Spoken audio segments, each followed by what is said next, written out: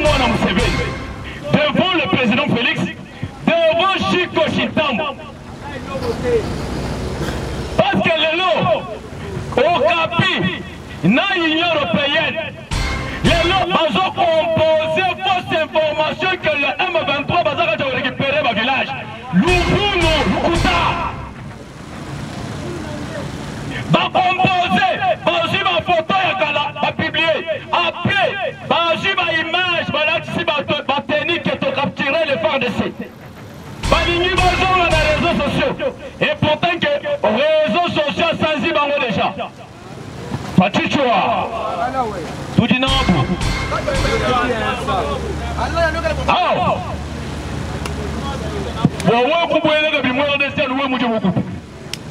Parce que Chico, bientôt là, en janvier, au moins la Museveni a lobby qui est le 2 janvier. Félix, Azo Kenderot, au centre de l'Afrique. Au centre, c'est où? Azo Kende, au centre de l'Afrique. Bonjour maintenant, prophétie Abraham. La puissance de l'aigle a quitté l'Amérique et est allée au centre de l'Afrique. Aujourd'hui, Félix, avant que tu lances guerre, ceux qui vont lancer langage à Patrick Mouyaï, langage à ministre affaires étrangères, il ne peut se vivre. Pourquoi Lorenzo va s'acquérir en Afrique du Sud?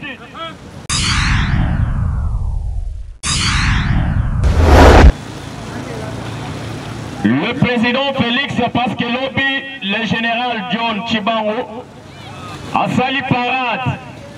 Parce que le général, la 21e brigade, John Chibango, a géré Grand Kassai Mobimba. Kobanda Mbujimai, Lomami, Chikapa, Kananga, presque partout, John Chibango a géré. Et Dédé, Ozokom Sanzambe Nenye apesi Félix force à Kena Rwanda à Zoni Pe Mobimba. Je mets en garde Batu Oyo ya Moïse Katumbi, le secrétaire général et ensemble contre la République. Balobi ke eza humiliation Nenye Félix akendaki na Rwanda. Bato Basenga qui fait des routes de Luanda et accord à Nairobi, c'est pas la RDC. Bazaba impérialiste, communauté internationale. Bato Banda pour imposer biso cesser les faits. Mais le président Félix, Ndenge Tobimaki Nambarko, Félix Alobi, bien sûr, attends la paz à Panabango.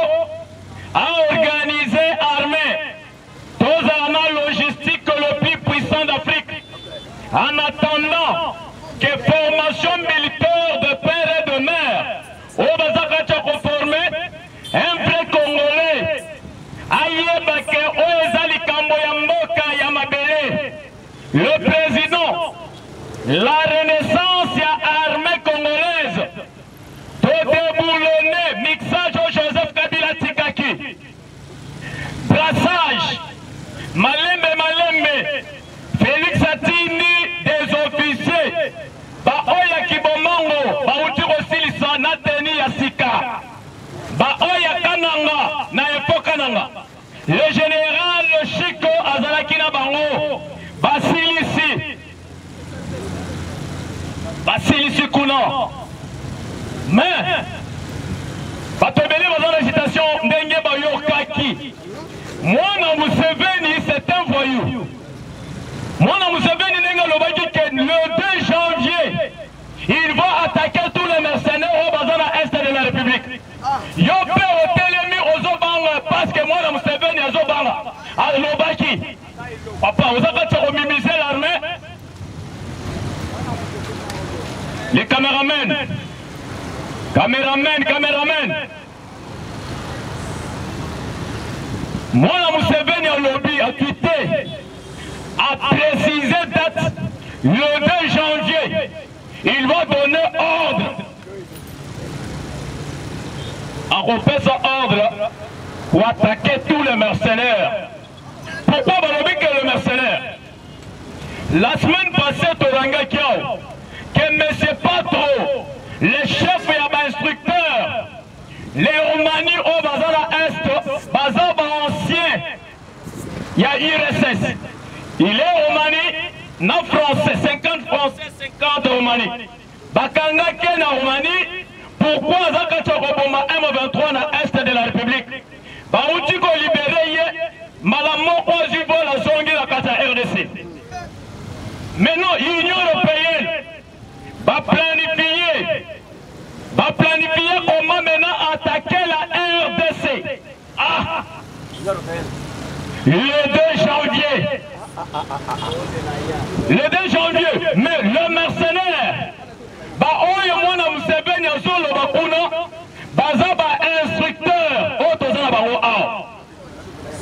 instructeur, le chef de l'État sont des coachs. Moi, vous savez, vous avez shit ya Pharaon. Dieu va endurcir mon thème à Ouganda ou Rwanda. Burundi a déjà un thème parce que l'armée congolaise doit sécuriser le président d'Achimi na Burundi. Côté AEC, Burundi toujours Burundi. Ouganda, Rwanda. La RDC toujours la capacité. Faut-il voir? Le Parlement debout. Le Parlement debout. Le Parlement debout. Parce que Batebele est sous commission.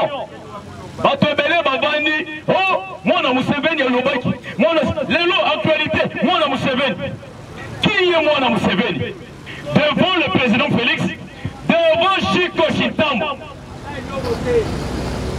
Parce que l'élo au Capi, na l'Union européenne, les lots ont composé fausses informations que le M23 va récupérer ma village. Louvuno, Lukuta. Va composer, va ma photo va publier. Après, va ma image, va technique qui te capturer les phares de C. Va ligner ma zone dans les réseaux sociaux. Et pourtant que réseaux sociaux sans y bango déjà. Fatichua. Tout dit n'abou.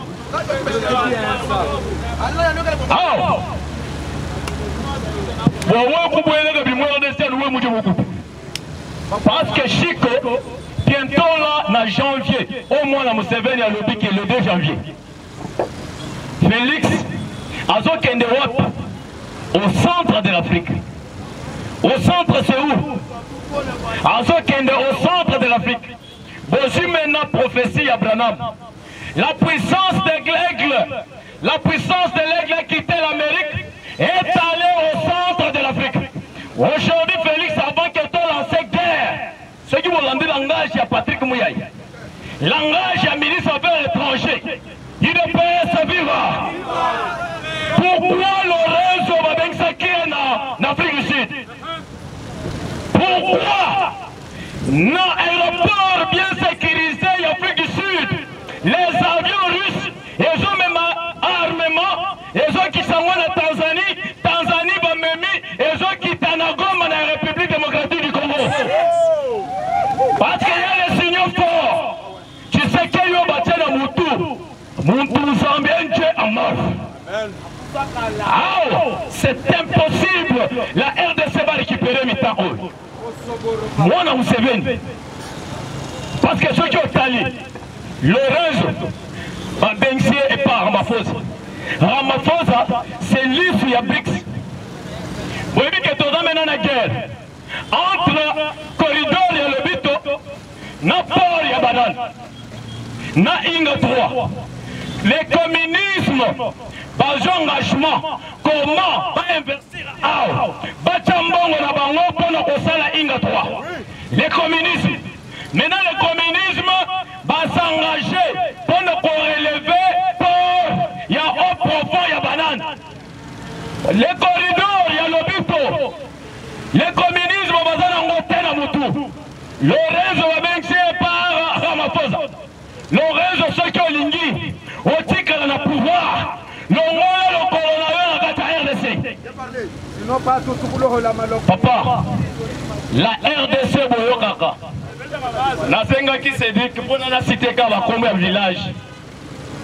Ba village auto récupérer. La tongo ya dimanche, to récupérer Kishishi. Bambo, Botare, Boamba, Kanyangoi, Kambizo, Kasangani, Yakwito. Maintenant des villages auto récupérer. Oyo boyoka ki alimbongo oyo batiena ba réseaux sociaux za lukuta. Parce que l'armée et les Wazalendo bazo avancer, c'est pourquoi Paul Kagame, communauté internationale, bazu courage. Yako kende na Angola te. Oyoki ministre affaires étrangères, monsieur Olivier Rwandais, a lobby Tokoti Kate jusqu'à ce que la RDC collabore na M23. Mais Koto Félix a lobby que les M23 sont des terroristes. Après Bananga, Afsenanga, Toyebi Bangote. C'est pourquoi Batelemi. Maman Thérèse Kayikwamba a lobby Bango. Aucun jour, jamais, Rwanda peut gérer Grand Lac, soit Afrique centrale. Professeur Bima déjà na Rwanda. Balobi que quand Aigle va sortir na RDC, Aigle va bombarder Rwanda. Mais non, Ndenge Trump a prêté serment le 20, Baté allure, les démocrates, Baté allure, comment déstabiliser la RDC à partir le 2 janvier. Bah, oignon, c'est parce que Bolim Sangor, président Félix, c'est le moment où il y a la Batumakila. C'est le moment où soi-disant opposants et opposants chiens. Awa, baleki na nzela obeta kobugo ko. To tumina ba mitu na bango. Parce que sont en collaboration na ennemi. En collaboration na ennemi. Mukwege, Mukwege, Mukwege. Les blocs Union européenne, la France. Vous voyez que France a l'ingénieur de déstabiliser Niger. Batini Badiadiste pour la bakota na Niger à travers Algérie. Dans la première Algérie, Algérie a dévoilé Bakangi Bango. Algérie a convoqué ambassadeur français. Léo, la France a la Simaya Rwanda. France souci n'a pas à déstabiliser RDC. Maintenant Félix, ton Zambie. Semblant. Dans le Baki. Est-ce que vous savez qu'est-ce qui s'est passé avec l'avion de la République démocratique du Congo et pendant au Kenya Angola, les deux avions de chasse ils ont accompagné Vieuti, parce que les deux avions de chasse, c'est quoi? Oui, et même avion en cortège et où tu vois pour la Félix atterrir dans Rwanda. Maintenant, yo, on va que tu sais qu'il va nous avons précisé l'avion présidentiel Azaki na cortège avant d'atterrir dans Rwanda. Déplacement à Rwanda. Les avions de chasse sur quoi 27 y accompagné les sous.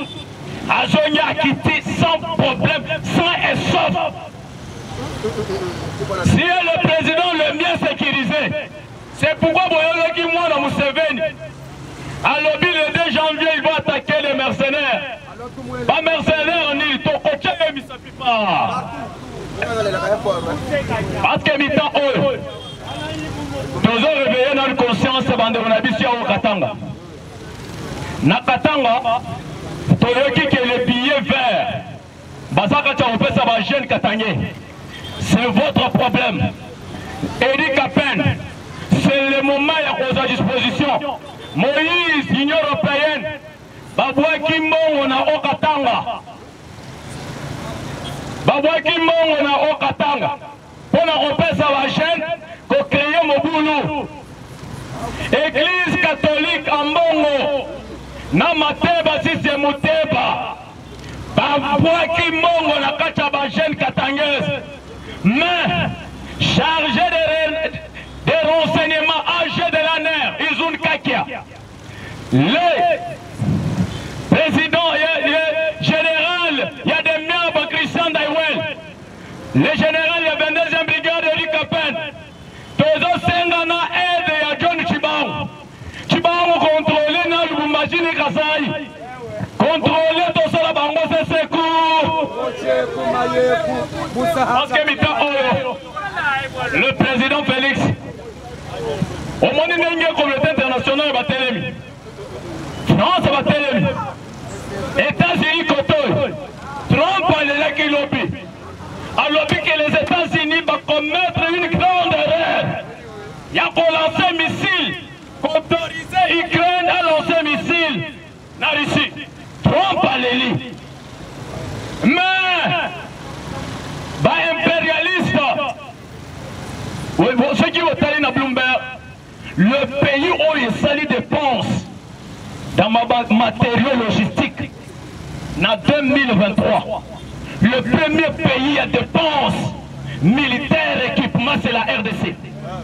Mais Félix a su qu'il va rater, toujours continuer. Les autres qui ont un système à satellite de reconnaissance. Satellite de reconnaissance et surveillance. Yo, le big tu sais qu'il y a un peu civil. Et d'ailleurs, tous les Bimsayen à Philadelphie. À Kende Nassimo Kimbango, vert blanc. Abe abino kuna defleti na suka. On a relaxé que nous sommes après. Les églises et un réveil, ce sont des instruments des démons. On va freiner le développement et mort Philadelphie. Tous a besoin que Nathalie Simon qui manque. Maman Denise et le président Félix. Et là, tout le monde. Au moins le président de la République, le bon Philadelphie. Ah, on sait qu'il y a coule tout le monde.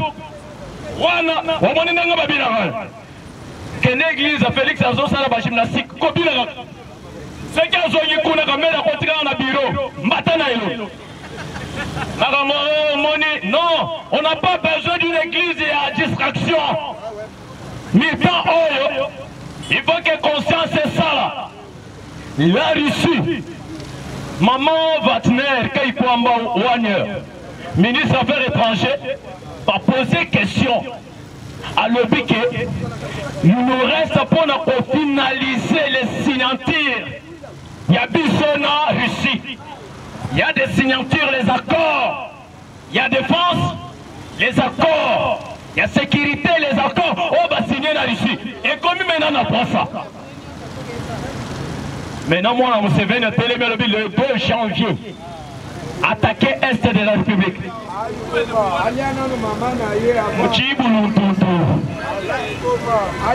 Parce que mi-temps la RDC mi-temps ce qui fait l'exercice engagement, les communismes, papa, tous ont un ciment, Joe Biden en Rwanda. Pour un corridor, il y a le but. Des Chinois, délégation chinoise, Nasomi Congo, Lubumbashi, Lualaba. Parce que le corridor, il y a le but, il faut Ebimako à travers Lualaba. Maintenant, comment une délégation forte chinoise était directement dans Lualaba? Les Américains dans le système, il faut déstabiliser, créer des djihadistes, des terroristes. C'est là où le président Félix a répondu à Joe Biden en Angola. Oh, le corridor, il y a le but, et Vanda. Na est de la République de Bitumbe Salini, et Sila. Félix a dû m'a quitté. Parce que tu as vu que les Américains vont dans le système pour déstabiliser. Mais dans la Khouna, des communismes.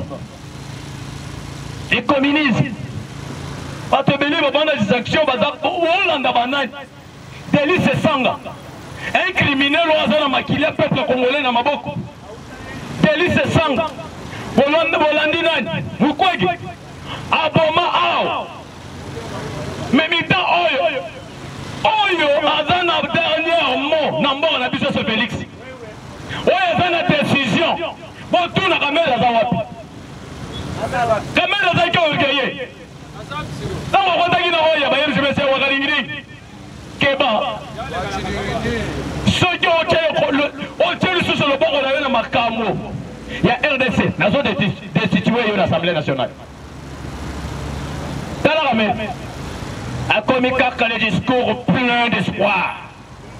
Discours et à chef de l'État plein d'espoir. Mais quand même, Laza Angèle, il y a Nicolas Lenoir, directeur des renseignements français. Félix Sayebi bien que quand même, Laza coopéré dans le français. Ceux qui ont dit quand même, Laza qui est le président de l'Assemblée nationale, il y a Côte d'Ivoire. À quel Canada? Non, Nicolas Lenoir. À quel en France, Bacheli et Tapi. Bakoutanina Marcon. Kamel, c'est un pion. N'a même pas barat. Mais ah! Félix a pour déstabiliser Bango, Nios. Batiana Moutou, Tozo Kena Bango, avant le 2 janvier, on a. Donc, on a la législation, t'es ah! Bana Kibomango, vous avez tenu à la. Papa, vous avez dans les réseaux sociaux, tenu au Ibana va changer. Va tenir au moment va changer tenir, tout comme il a tenu, Moussous Koula, Moussous. C'est le côté Félix Azoké. Le fort de Seba, Betty, 18 ans, on a tenu à Kotobo. Babout na bango, il y a Kotenga. Oh, Joseph Batika par dessus. Mais les jeunes, les sous-officiers, il y a Kibomango. Au Talimou, on a boy. Paul Kagame, communauté internationale, nous sommes prêts